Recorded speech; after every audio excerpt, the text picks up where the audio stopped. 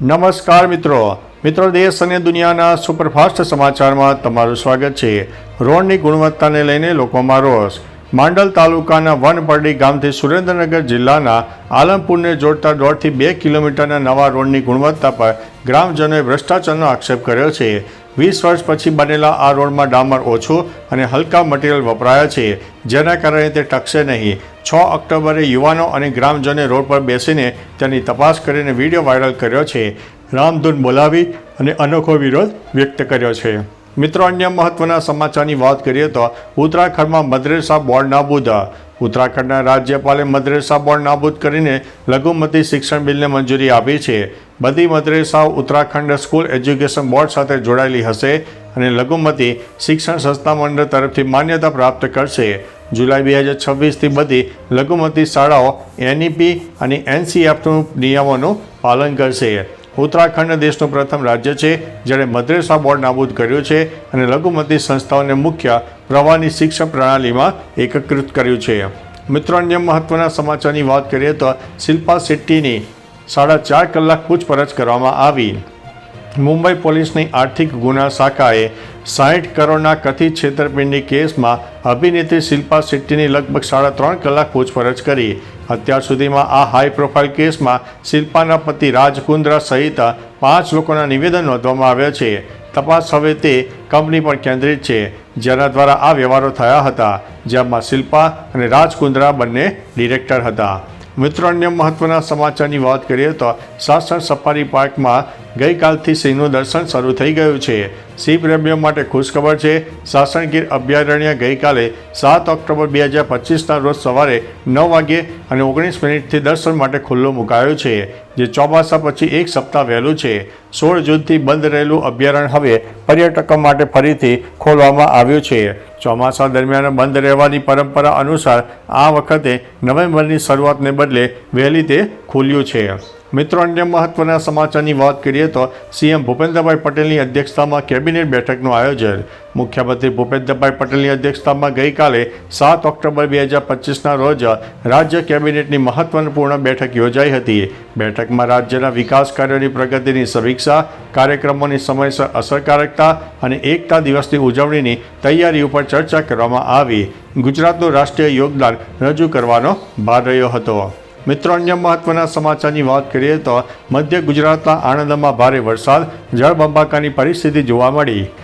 આણંદ શહેરમાં અડધા કલાકમાં 1.5 ઇંચ વરસાદ થઈ ગયો, જેના કારણે શહેરના નીચાણવાળા વિસ્તારમાં જળબંબાકારની પરિસ્થિતિ સર્જાઈ ગઈ। લોટિયા ભાગોળ, નયા વતન society, 100 foot road, Indira statue અને વિશાલ મેગા માર્ટ જેવા વિસ્તારોમાં પાણી ભરાઈ ગયા હતા। આ સાથે ગામડીવળ અને જૂની પાણીની ટાંકી સહિત અન્ય સ્થળોએ પણ પૂરની પરિસ્થિતિ સર્જાઈ ગઈ, જે કારણે લોકોને ભારે હાલાકીનો સામનો કરવો પડ્યો હતો। મિત્રો, અન્ય મહત્વના સમાચારની વાત કરીએ તો ભાજપ નેતાની ગોળી મારીને હત્યા। સોમવારે રાત્રે ઓડિશાના બ્રહ્મપુર શહેરમાં એક સનસનાટીભર્યા ઘટનામાં ભાજપના નેતા અને વરિષ્ઠ વકીલ પિતાબાસ પાંડાની અજાણ્યા હુમલાખોરે ગોળી મારીને હત્યા કરી દીધી। આ ઘટના શહેરના બ્રહ્મનગર વિસ્તારમાં તેમની ઘરની સામે બની હતી, જેના કારણે સમગ્ર વિસ્તારમાં ગભરાટ અને તણાવનો માહોલ જોવા મળ્યો। બંને હુમલાખોરે તેમના પર ગોળીબાર કર્યો અને ઘટના સ્થળેથી ભાગી ગયા હતા। મિત્રો, અન્ય મહત્વના સમાચારની વાત કરીએ તો અંબાજી ખાતે શરદ પૂર્ણિમાની ઉજવણી કરવામાં આવી। અંબાજીના માં અંબાના મંદિર ખાતે શરદ પૂર્ણિમાના પાવન અવસરે ઉજવણી કરવામાં આવી। આ સાથે ભક્તોને દૂધ પૌવાનો પ્રસાદ વિતરણ કરવામાં આવ્યો। દૂધ અને પૌવાના પ્રસાદને વિશેષ રીતે પાત્રોમાં ઢાંકીને ખુલ્લા આકાશ નીચે ચાંદણી હેઠળ મૂકીને રાત્રે 12 વાગ્યે માતાજીને પ્રસાદ અર્પણ કરવામાં આવ્યો।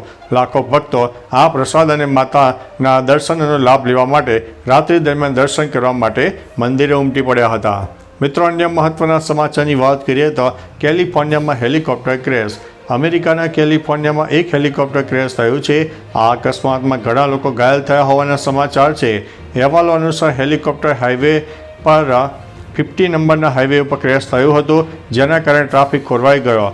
અકસ્માતનું કારણ હજુ સુધી જાણી શકાયું નથી। અકસ્માતનો એક વિડીયો સોશિયલ મીડિયામાં ઝડપથી વાયરલ થઈ રહ્યો છે। મિત્રો, અન્ય મહત્વના સમાચારની વાત કરીએ તો દેશના વડાપ્રધાન નરેન્દ્રભાઈ મોદીએ ગઈકાલે એક્સ ઉપર ફોટો શેર કરીને લખ્યો કે 2001માં આજના દિવસે મેં પહેલીવાર ગુજરાતના મુખ્યમંત્રી તરીકે શપથ લીધા હતા। મારા સાથી ભારતીયો સતત આશીર્વાદને કારણે હું સેવાના 25મા વર્ષમાં પ્રવેશ કરી રહ્યો છું. આટલા વર્ષોથી મારા સતત પ્રયાસો રહ્યા છે કે આપણે બધાનું પાલન અને પોષણ કરનારા અને મહાન રાષ્ટ્રની પ્રગતિમાં યોગદાન આપીએ અને આપણા લોકોનું જીવન સુધારીએ.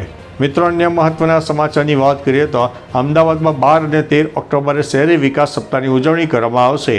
2025માં તત્કાલીન સીએમ નરેન્દ્રભાઈ મોદીએ ગુજરાતને શહેરી વર્ષ તરીકે જાહેર કર્યું, જેના 20 વર્ષ પૂર્ણ થતાં 2025ને ફરીથી શહેરી વિકાસ વર્ષ ઉજવાશે.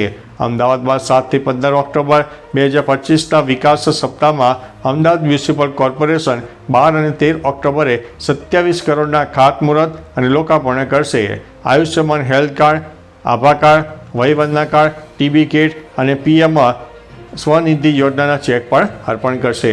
મિત્રો, અન્ય મહત્વના સમાચારની વાત કરીએ તો સરકારની મોટી કાર્યવાહી. સિરપના કારણે 19 માસૂમોના મોત થયા છે.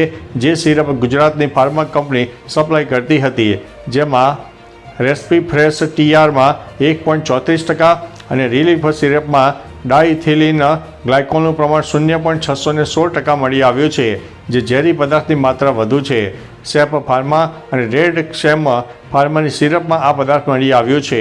રેડનેક્સ ફાર્મા કંપનીમાં ડાઇથિલિન ગ્લાયકોલનું પ્રમાણ સૌથી વધારે છે. સરકારે દવાનું ઉત્પાદન બંધ કરવા માટે આદેશ આપ્યા છે. તો ચાલો મિત્રો, ફરીથી દેશ અને દુનિયાના સુપરફાસ્ટ સમાચાર લઈને મળતા રહીશો. ત્યાં સુધી રજા આપશો. નમસ્તે.